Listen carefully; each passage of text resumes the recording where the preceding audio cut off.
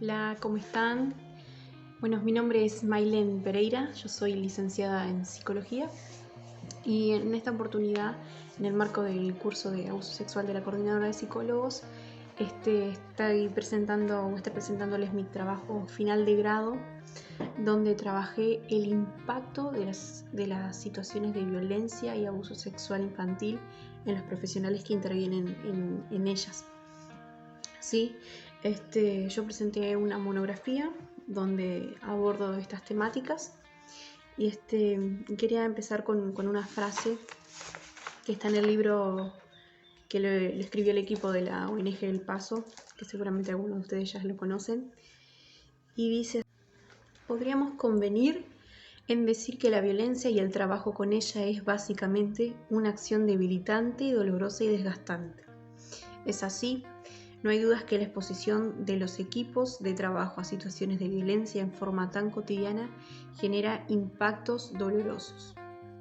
Las vidas privadas de cada una de nosotros se han visto afectadas por nuestro trabajo, sobre todo si consideramos que, además del dolor que genera presenciar de modo directo o indirecto estos niveles de sometimiento, lo hacemos en condiciones muy frágiles.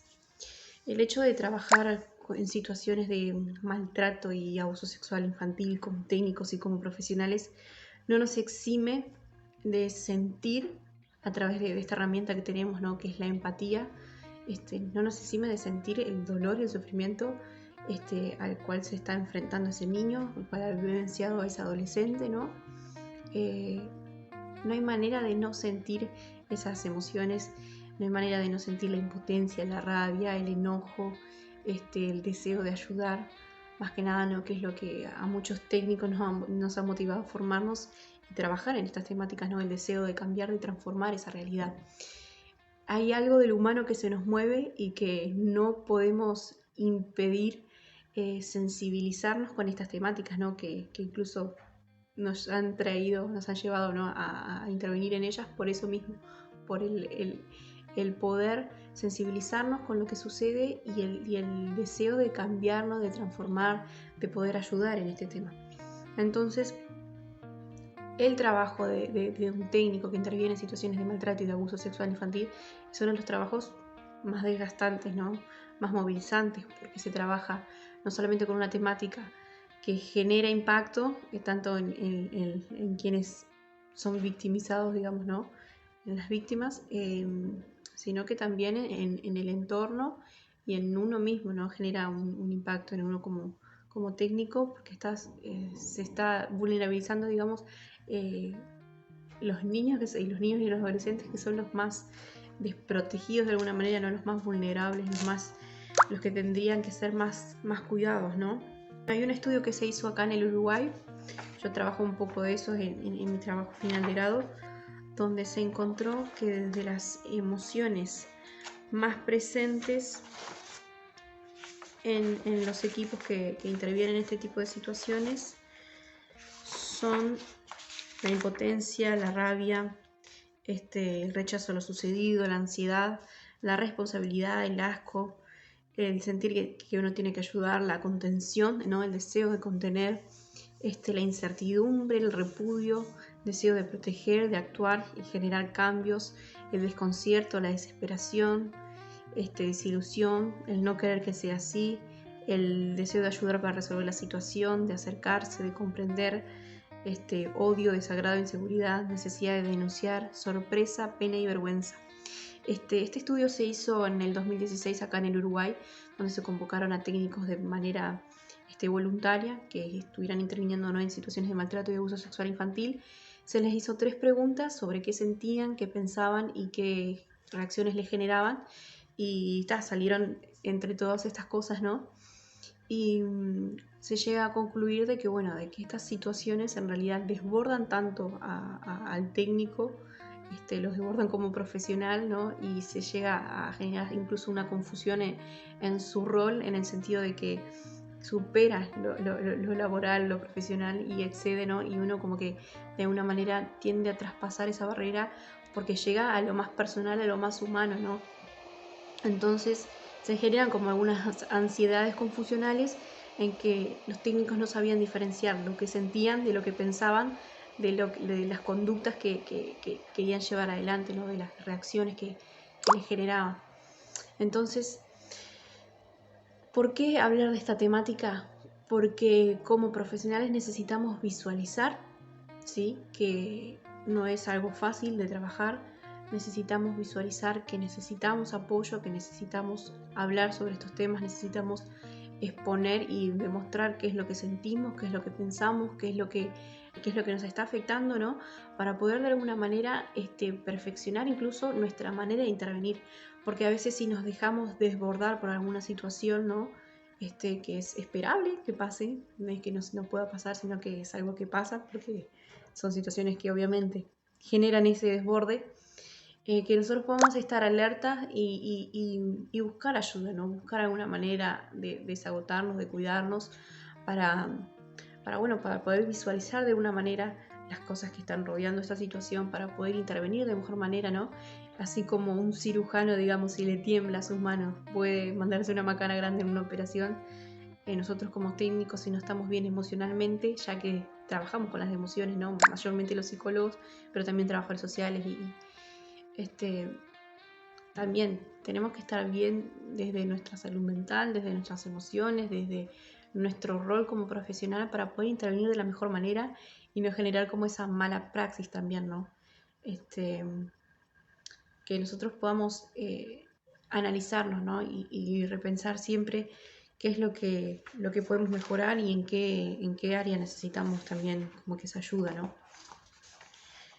Sabiendo que somos humanos y que, bueno, que nos pasan cosas también. Ahí en el trabajo también hablo sobre algunos conceptos, 4 principalmente, mayormente, son los que están presentes, que quizás el que más conocen, más han escuchado hablar, es sobre el burnout o el síndrome de estar quemado, que es la que se refiere a la patología, digamos, de alguna manera como que más crónica y más difícil de trabajar, porque es algo bueno que se ha venido prolongando en el tiempo, que se ha sostenido, que refiere a todo esto, ¿no? Del desgaste laboral. Este burnout, así como la traumatización vicaria, el desgaste por empatía o fatiga por compasión se le llama también la traumatización vicaria, y el estrés traumático secundario, son similares, todas hacen parte de lo que es el desgaste profesional, pero tienen algunas pequeñas diferencias y a todos estos estados que acabo de nombrar, algunos autores les llaman como estados próximos al trauma o estados traumatoides, que no llegan a ser estados específicamente, no llegan a ser traumas en sí, pero están rodeados alrededor de una situación de sufrimiento, ¿no? Como que uno presencia al estar en el trabajo y en un trabajo que exige el cuidado de un otro, uno es afectado, entonces se generan estos estados en sí. Bueno, en primer lugar está, como les contaba, el burnout, que refiere más hacia lo institucional, hacia las trabas que vienen, hacia cosas que uno quiere trabajar de determinada manera y no se puede. Más desde lo judicial, ¿no? Se conocen como uno presenta un informe y bueno, los plazos son diferentes.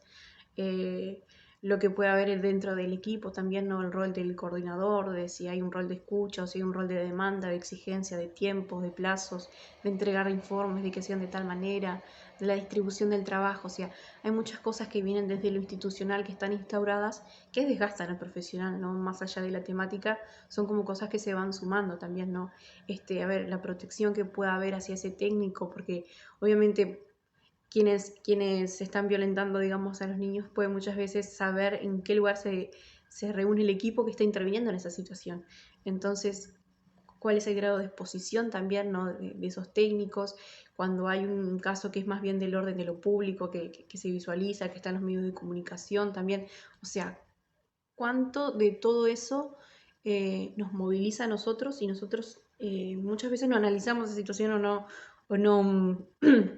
o no eh, entendemos que eso también está afectando y que hace parte del desgaste, ¿no? Que uno puede presentar como profesional. Bueno, y dentro de lo que es el burnout, hay 3 características que tres dimensiones que constituyen a lo que sería este síndrome, que son el agotamiento emocional, que es la pérdida de los recursos emocionales para hacer frente a estas situaciones, que es esa sensación de, bueno, estar abrumado, estoy desbordado, no sé qué más hacer, no sé cómo cambiar de alguna manera esta situación, como que uno no soporta más ese estar trabajando constantemente con este dolor, ¿no? Con el dolor del otro, que genera un dolor en uno mismo también, ¿no? Y otra de las dimensiones, aparte del agotamiento emocional, es la despersonalización, que es como ese distanciamiento, ese alejamiento del dolor del otro, ¿no? Entonces genera como en nosotros como que un cinismo, como que una cosa, uno está trabajando con una situación que es realmente impactante y uno de alguna manera no se deja afectar. Entonces está como una pared, digamos, ¿no? De alguna manera. Y cuando nos pasa eso, o cuando nos pase de alguna manera, que podamos realmente analizar esa situación y estar alertas, ¿no? Y buscar de alguna manera ayuda, porque esa forma, digamos, esa afectación hace que nuestro trabajo no lo podamos desarrollar de la mejor manera, ¿no? Es como que se da una cierta insensibilidad, se siente entre la historia que se está hablando, el caso que se está tratando y la posibilidad de uno lograr responder de manera adecuada, ¿no? Porque no está con los recursos emocionales eh, ahí disponibles en ese momento, ¿no? Para contener, para actuar, para buscar ayuda, para unirse en equipo, ¿no? Entonces es como que en esos momentos son los momentos que tenemos que analizar nuestro rol y bueno, poder de alguna manera distanciarnos y buscar ayuda para bueno, que podamos intervenir y también que podamos poner no solamente el cuerpo, sino también de alguna manera las emociones siempre cuidadas, ¿no? Pero que podamos estar ahí presentes cuando hay un otro que nos está relatando una situación, ¿no? Que estemos ahí y no alejados de la situación. Que no es fácil, pero bueno, con ayuda se puede, digamos. Una reducida sensación de logro personal es la otra dimensión, que es la evaluación del desempeño laboral de forma negativa. No siente que no logra los objetivos, las metas que se propuso, el propósito por el cual decidió formarse y trabajar en esta temática, como que uno no llega a concretarlo, no llega a entenderlo, entonces se genera como esa frustración, ¿no? Entonces las tres áreas del burnout, que el burnout tiene más que ver con lo institucional, son el agotamiento emocional, la despersonalización, que es el alejamiento, el distanciamiento, la insensibilidad de alguna manera se puede decir con el dolor del otro, ¿no? Con la historia mismo, y una reducida sensación de logro personal, como que la frustración está ahí presente. Bueno, otro de los estados traumatoides es la traumatización vicaria, que esto más bien tiene que ver con una transformación del propio self, se dice así, del profesional. Es como que al vivenciar uno tantas situaciones tan fuertes, uno empieza a cuestionarse, bueno, pero a ver, ¿cómo puede haber tanta maldad en el mundo, no? Entonces empezás a preguntarte, ¿cómo puede ser cómo puede ser una persona llegar a ese nivel de crueldad, de generar este daño en un otro, y más en un niño, más en estas circunstancias, ¿no? O sea, uno se cuestiona y como que esa creencia que uno tiene de que, bueno, que el mundo es un lugar seguro, que las personas mayormente son buenas y no quieren generar daño, o sea, se ve sacudida por esas situaciones, esos relatos constantes, ¿no? Que cada vez uno se entera de algo peor que sucedió. Entonces es como que la traumatización vicaria tiene que ver con eso, ¿no? Con ese cambio de pensamientos y uno empieza a cuestionarse como profesional si uno realmente es bueno para trabajar en esta área, si está capacitado, no, sin valorar realmente el recorrido que uno ha hecho, ¿no? Sin como que es algo que lo desborda y uno empieza a decir qué tan bueno soy, ¿no? Se empieza a cuestionar si no puedo ayudar en esta situación, si no puedo intervenir, si no puedo hacer nada. Es como que uno se siente malo, digamos, ¿no? De alguna manera, por no poder hacer nada. Entonces tiene más que ver con estas cosas, ¿no? Bueno, de uno cuestionarse. Y dice que aquellos que trabajan con victimización infantil serían más vulnerables a padecerlo, ya que los niños y niñas son los miembros más frágiles de la sociedad, lo que hace más probable empatizar con su sufrimiento y contagiarse emocionalmente. Bueno, esto sería lo que es la traumatización vicaria, ¿no? Que es como una transformación de, bueno, de nuestra manera de pensar, de nuestra manera de ver el mundo. Y el otro punto sería el estrés traumático secundario, que esto más que nada tiene que ver con el contagio emocional, ¿sí? Así como cuando uno vive una situación que tiene potencial para ser traumática de alguna manera, puede desarrollar un trastorno por estrés postraumático. El profesional, al presenciar, al escuchar el relato de un niño que vivió una situación así, de esa gravedad, de esa tesitura, digamos, puede desarrollar este estrés traumático secundario, ¿no? Es como que algo que lo genera, lo vive de manera indirecta, ¿no? Entonces, esos mismos síntomas que está teniendo el niño, esto de no poder dormir, por ejemplo, por las noches, ¿no? El niño nos cuenta que tiene pesadillas. Entonces, el profesional después también le pasa lo mismo. Llega a tener insomnio, recordando la situación muchas veces, o a veces de manera inconsciente también, ¿no? Bueno, el insomnio, el no poder dormir, el niño nos cuenta que no puede comer, que siente que la comida no le pasa por la garganta, que no puede tragar, entonces a nosotros después nos empieza a costar, yo qué sé, cuando estamos comiendo nos acordamos de la situación y nos cuesta, por ejemplo. Son como todas esas emociones que va viviendo el niño, como el enojo, la tristeza, la rabia, la ira, eh, todas esas sensaciones abrumadoras por las que está transitando el niño. El profesional también comienza a sentirlas y a vivirlas en su propia carne, digamos, de alguna manera, ¿no? Entonces el estrés traumático secundario tiene que ver más bien con eso, ¿no? Con el contagio emocional. Entonces hablamos de burnout desde lo institucional. La traumatización vicaria más bien es una transformación desde lo cognitivo, desde el pensamiento, desde cómo uno se ve y cómo uno ve el mundo. El estrés traumático secundario más bien desde el contagio emocional. Y por último está lo que se llama fatiga por compasión o desgaste por empatía, que en sí mismo, por la traducción desde el inglés al español, significan lo mismo. Y tiene que ver con esto, ¿no? Con la empatía como la herramienta que nosotros tenemos, que nos ayuda a trabajar y a poder ponernos en el lugar del otro. Termina de alguna manera, si nosotros no nos cuidamos, no nos damos cuenta y no percibimos nuestro rol, no analizamos nuestras limitaciones también, ¿no? Y nos damos cuenta de que no somos omnipotentes y que podemos hacer todo y cambiar todo y lograr transformar todas las situaciones, ¿no? Vamos a necesitar de ayuda, vamos a necesitar trabajar en equipo. Entonces, cuando uno ya se pasa de la niña, el deseo de uno de querer ayudar constantemente, el de llega a ser un agotamiento, ¿no? Uno se llega a desgastar por la empatía, desgastar, a sufrir tanto por el dolor del otro, por el querer hacer algo, por el querer ayudar, el querer estar presente, ¿no? Y esto es algo para estar alerta porque también, o sea, nos puede pasar, ¿no? Y en el hecho de que nosotros logremos priorizar de alguna manera de que nosotros somos profesionales y nuestro interés está en ayudar al otro, nuestro interés es intervenir de la mejor manera, de ofrecer todos los recursos que podamos, ¿no? Pero pensar que también tenemos que cuidarnos a nosotros para poder ayudar al otro, ¿no? Si nosotros no estamos bien, no podemos nunca cuidar al otro. Y también pensar de que los nuestros, los más cercanos a nosotros, son quienes más lo necesitan también.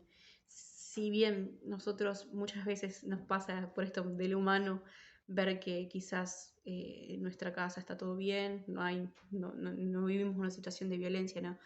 Y vemos que otros niños sí la están viviendo y uno, bueno, pone todo su tiempo, su interés, su esfuerzo en ayudar a esas situaciones, que no dejemos en segundo plano los más cercanos a nosotros también, ¿no? Sino que podamos, bueno, evaluar eso, que podamos saber separar de que nosotros tenemos limitaciones, de que hay un tiempo para todo, ¿no? Hay un tiempo para estar con la familia y hay un tiempo para estar en temas de trabajo, aunque sabemos que las situaciones a veces desbordan y hay que hacer algo en algún tiempo, ¿no?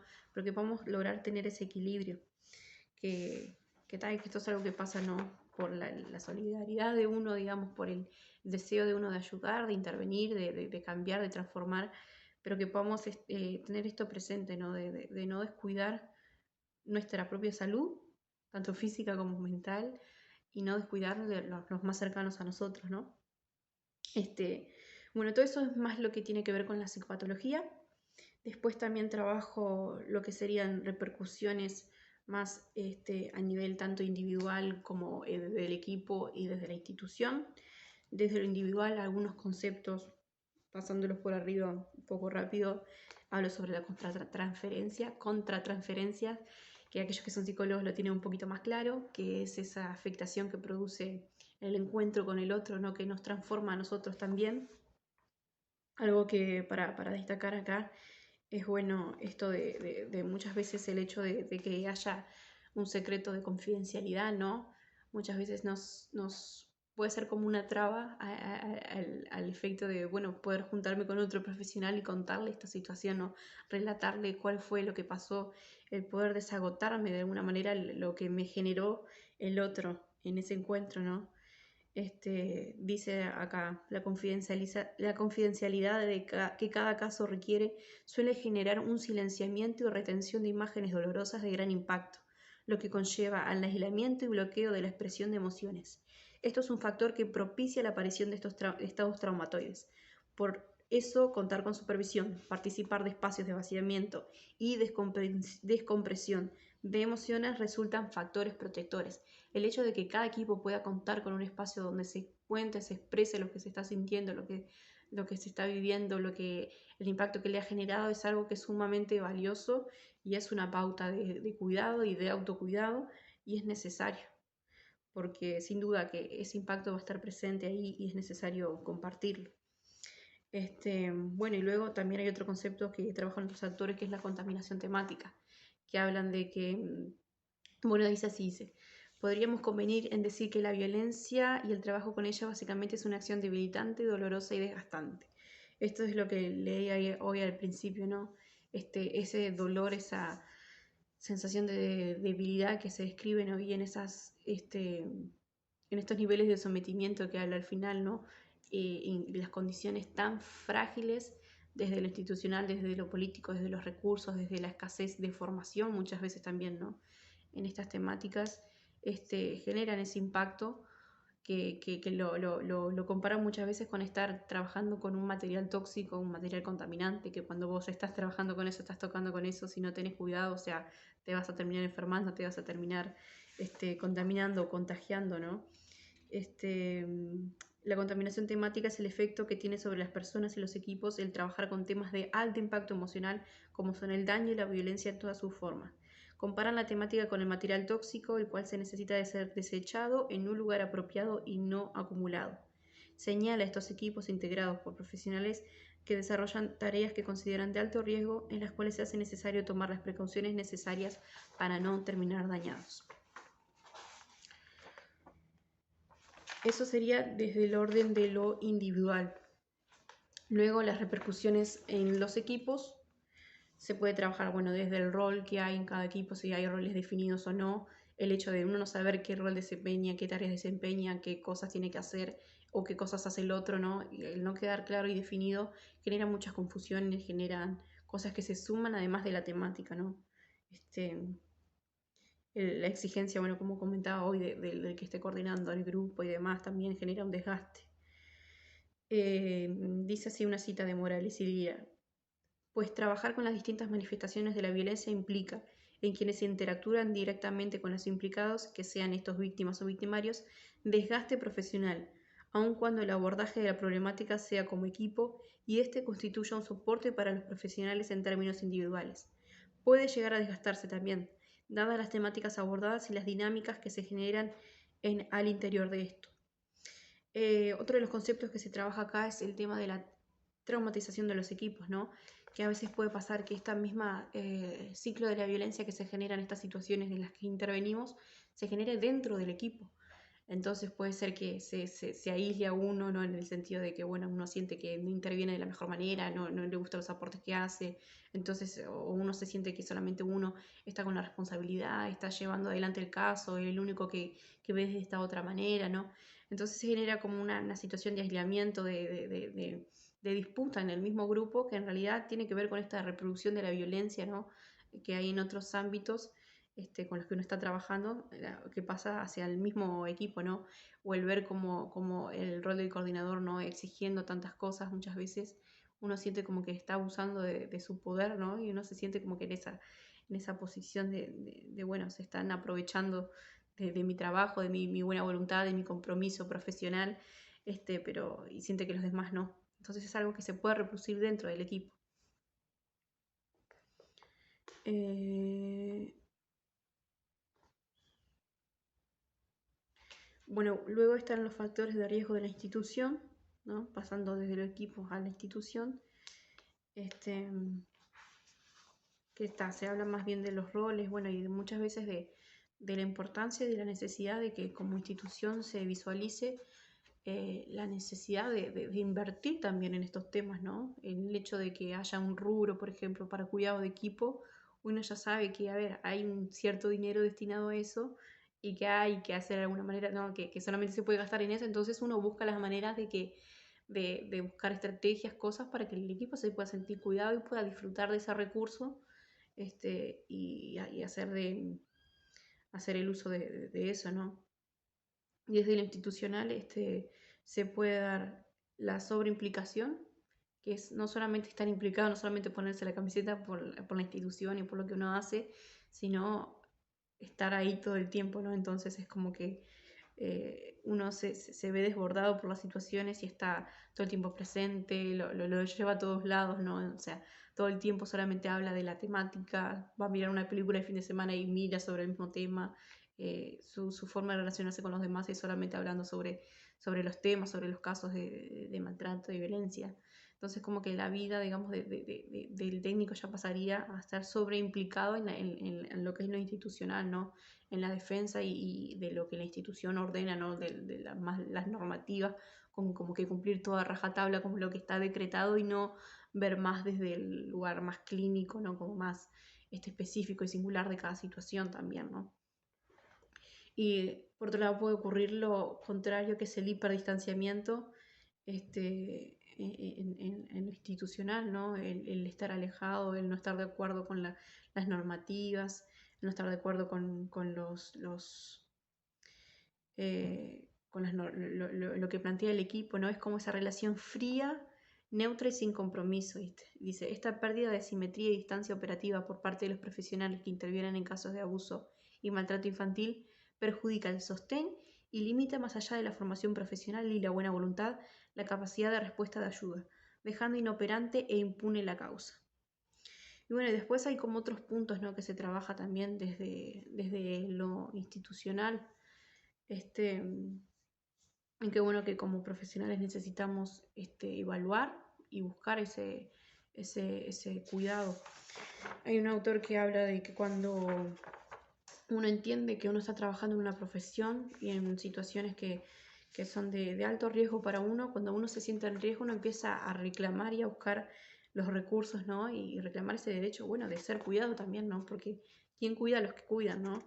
Y si no nos cuidamos nosotros, no vamos a poder cuidar ni sostener de la mejor manera al que está necesitando ser protegido, defendido y que necesita la necesidad de reparar ese daño, ¿no?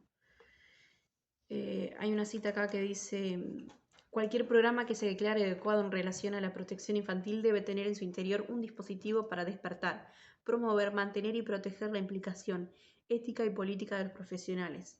Esto como el mejor antídoto al síndrome del queme profesional, el síndrome de burnout, ¿no? Todo programa o institución incapaz de proteger a sus profesionales ejerce una doble violencia a las personas de los profesionales y por ende a los niños que protege. Bueno, hay otra cita que dice, el cuidado es una función inherente del ser humano. Para su supervivencia y la de los grupos, por lo tanto, se relaciona con la promoción de la salud y el desarrollo de la calidad de vida, determinadas por factores culturales que constituyen el comportamiento humano.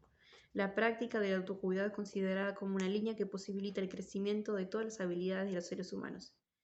Es por esto que se plantea que en esta práctica se ponen en juego los conocimientos, las creencias, los hábitos y los valores de la vida. Sugiere que la persona debe ser consciente de sus carencias y vulnerabilidades, como también de sus fortalezas y recursos personales para procurarse los cuidados requeridos según sus necesidades. Muchas veces algo que nos puede pasar al intervenir en estas situaciones es que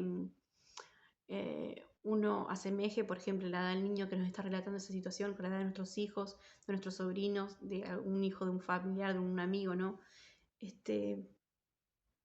que uno también vea, bueno, el temor de que suceda esas mismas situaciones en algún ser querido cercano, y el hecho de también evaluar, bueno, a ver la propia historia de uno, si uno vive algo similar o si uno se ha sentido vulnerabilizado en ese momento porque lo asocia con algo de su historia también, ¿no? Como que, bueno, uno puede analizar cada partecita, cada área, ¿no? Los factores, a ver cuáles son nuestras vulnerabilidades, cuáles son nuestras fortalezas, si en realidad nuestra debilidad es nuestra falta de formación también en la temática, ¿no? Más específica.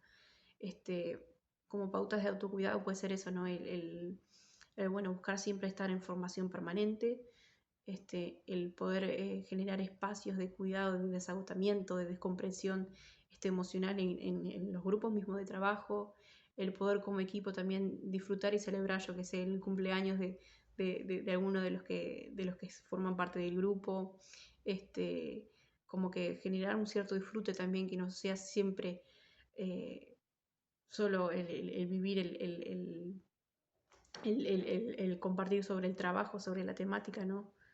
Que pueda haber, bueno, un espacio de que salen, yo que sé, a comer, se juntan en la casa de alguien también, y más allá de lo laboral, ¿no? Que uno pueda tener esa red de apoyo social, que uno pueda juntarse con su familia, con sus amigos, que pueda distraerse, que cuando llegue el fin de semana, si tenés que mirar una película, que no mires sobre la misma temática, sino que puedas evitar totalmente y disfrutar de otras cosas, ¿no?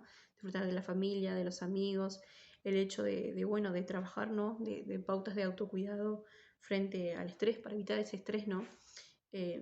La afectación de ese estrés en el sentido bueno, de trabajar la higiene del sueño, ¿no? Cuánto estamos descansando y de qué manera, si estamos descansando lo suficiente, si nos estamos alimentando de la mejor manera, si estamos realizando deporte, si estamos realizando algo que nos genere disfrute, distracción, dispersión, ¿no? Es necesario sumar esas cosas porque uno está trabajando en algo que genera sufrimiento y necesitamos volver a cuestionarnos, ¿no? Y muchas veces replantearnos, a ver, ¿por qué yo elegí trabajar en esto? ¿Cuál es mi motivación? ¿Qué fue lo que me trajo hasta acá? Y realmente poner una balanza, ¿no? Si uno, a ver, trabajar en esto, cuando uno llega a lograr algo, aunque sea chiquito, ¿no? Puede realmente poner la balanza y siente que pesa mucho más y que es más recompensador que todas esas situaciones feas que está pasando, ¿no? Por las que tiene que muchas veces atravesar. Si uno ve que el propósito que lo llevó a estudiar eso y trabajar en eso es mucho mayor que todo lo malo, digamos, está bueno volver hacia ese lugar y bueno, buscar la manera, buscar la ayuda, buscar transformar lo que sea necesario desde lo personal, desde el equipo, proponer también desde lo institucional, ¿no? A lo que esté al alcance de cada uno de nosotros para bueno, poder trabajar y disfrutar también del trabajo que uno hace, sentirse satisfecho, sentirse que bueno, que uno tiene un logro personal en esa área, ¿no? Que se desarrolló y que logró lo que se propuso, y que está aportando también a la sociedad, que está aportando a generar un cambio, a generar una transformación social, y bueno, que se pueda sentirse que realmente en lo que ha dedicado tiempo, esfuerzo, mucho, mucho amor también, digamos, ¿no? Está dando sus frutos. Así que estoy a disposición si quieren hacer alguna pregunta, si quieren revisar el material, está subido en las plataformas en Colibrí. Se llama El impacto en los profesionales y equipos que intervienen en el maltrato y abuso sexual de niños, niñas y adolescentes. Lo publiqué en Montevideo en 2019, está ahí, ¿no? Como trabajo final de grado, tanto en la página de la Facultad de Psicología como en las otras plataformas. Mi nombre, repito, es Maylen Pereira, y bueno, cualquier cosa que se les plantee pueden buscarme y luego conversamos. Así que un abrazo, y bueno, deseo que cada uno pueda trabajar y intervenir de la mejor manera, y bueno, muchos éxitos en todo lo que se proponga. Un abrazo.